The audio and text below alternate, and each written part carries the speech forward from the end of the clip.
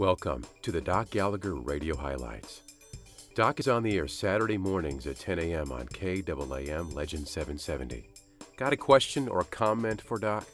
You can reach him at 1-800-GFG-4DOC. Now, here are some highlights from one of Doc's top shows.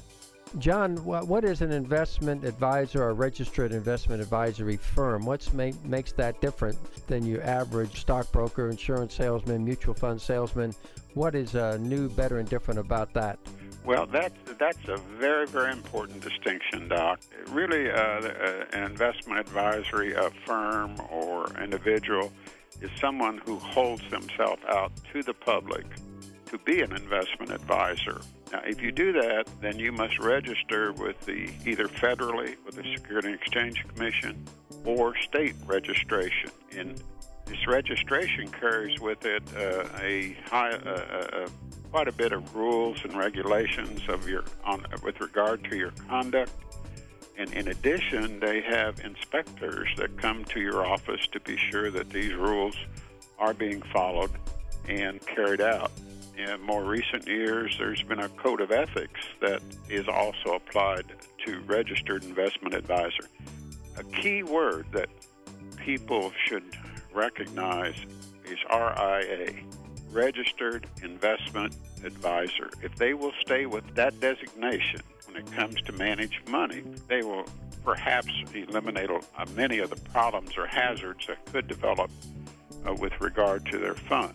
Because that means that the person with that RIA or affiliate RIA is seeking the client's best interest, not simply trying to sell mutual funds, annuities, insurance, stocks or bonds. The RIA and RIA affiliates mean that you have the client's best interest. And it reminds me in a larger sense, John, what my friend Zig Ziglar says, you can get everything in life you want if you help enough other people get what they want.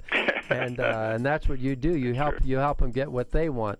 What is the difference between a managed account, a personally monitored managed account, John, and a mutual fund? Well, let's just kind of deal with the issue of a managed account.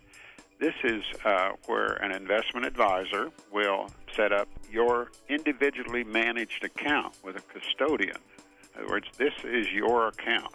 You will have individual securities, stocks, bonds, and this account will typically be insured. It will all be in your name. You will know what securities you own.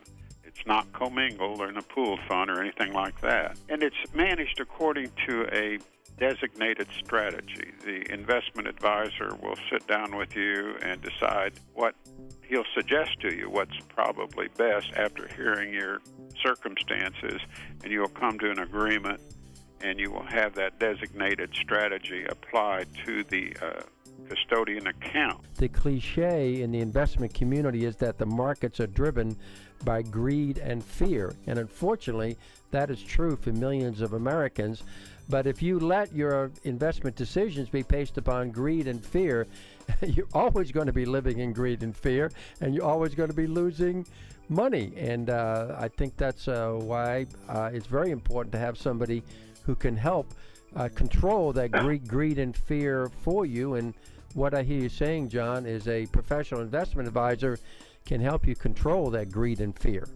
Well, that's absolutely true, and it's been said in the market, you have to do the opposite of what you feel like you should do, and that sometimes has some truth to it. But that's largely, if you build the account right, there's not too much greed and fear aspect in it, right? If the strategy is a good one, you can get through most of the difficult periods without too much concern. Usually an investment advisor would be called upon because they act as a fiduciary, and they come under prudent man rule statutes and a variety of regulations to be sure that investments are carried out according to the strategy.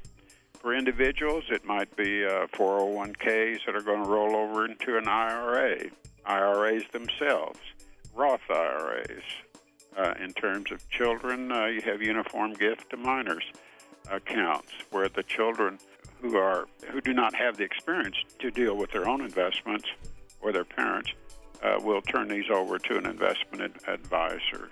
Whenever securities are bought or purchased or sold or invested for someone's benefit, for someone, particularly someone else's benefit, usually an investment advisor would be called upon because they act as a fiduciary, and they come under prudent man rule statutes and a variety of regulations to be sure that investments are carried out according to the strategy. For individuals, it might be 401ks that are going to roll over into an IRA, IRAs themselves, Roth IRAs. In terms of children, you have uniform gift to minors accounts, where the children who do not have the experience to deal with their own investments or their parents will turn these over to an investment advisor. This is Doc Gallagher. Do you know the number one question to ask a financial planner? How long you been in business? Good question. That's not the number one. How much were you going to charge me? That's a good question, but that's not number one. Give me some That's a good question. Get recommended, but that's not number one. Number one is, drum roll, please. The number one question is, if I didn't have any money with you, Mr. Broker, Mr. Banker, Mr. Insurance Man, Mr. Certified Financial Planner, whatever title he or she gives themselves, if I didn't have any money with you, would you still care about me? Because people are more important than profits. The good Lord has made us to give unconditional love and to accept unconditional love. You've got to be sure you totally trust that financial planner you're working with. If I didn't have any money with you, would you still care about me? That's the number one question. 800-4344-DOC. Go to my website, docgallagher.com. God bless you.